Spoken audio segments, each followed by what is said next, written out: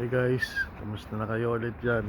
So, ito, another day. Another day na dapat ko i-discuss. Ito, last Friday is wala kaming gawa. Ayun, pinauwi kami. Wala naman trabaho, no work, no pay. Kaya buong araw nakapagpahinga ang katawan. And what else?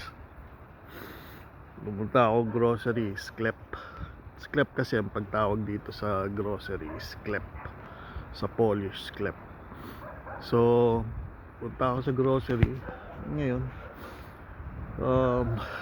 nakita ko wala na yung, ubos na yung top ng ko, ng load ng card ko. So, wala na sahod. It means wala na naman sahod tayo. Ubos na yung budget. Actually, gusto ko sabihin sa budget ko is mostly 500 para sa food kasi sinesend ko yun yung mga allowance ko, kung anong allowance ko pala tinitira for food talaga. May mga ibang tao dito is ang food nila, allowance sa food is nasa 600 plus zloty or more than. Pero I think 500 is maybe nabibili ko nga lang dyan is mostly chichirya, ganun.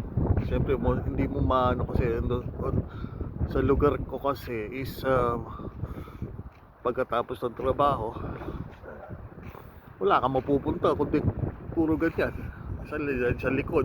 Saan ka pupunta dyan? Pupuntahan ngayon, it's windy and it's already magfo-4 pa lang yan, 3 something, pero it looks like parang nasa magse-7 sa atin sa Pilipinas. So maybe around 5 o'clock wala nang araw dito. Ayan,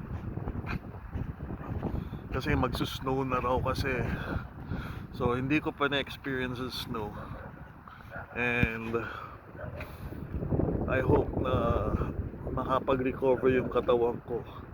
Kasi sa trabaho medyo matrabaho talaga. Feeling ko sakit sa katawan. Then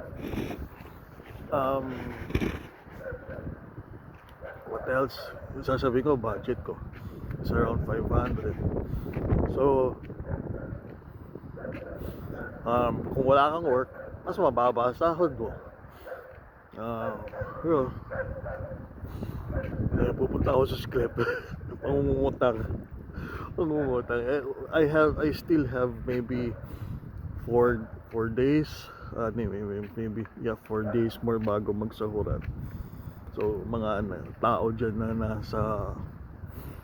nasa Pilipinas o something na yung mga sa mahal nyo sa buhay o relatives nyo na umaasa sa inyo, sana isipin nyo na hindi ko sinasabing lahat ng mga OFWs ganito, pero on my case lang,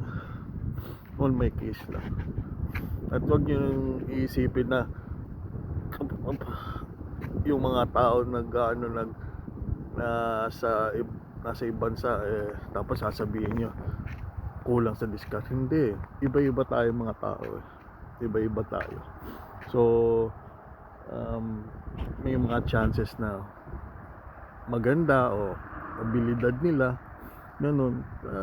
We need appreciation na lang sa lahat ng mga ginagawa namin, mostly yung sa men.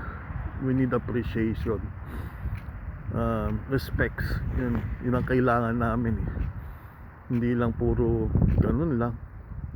Masasabi nyo wala may bigay, ala lang nyo yun, pero nahihirapan rin kami. So anyways, nandito na ako sa Sklep.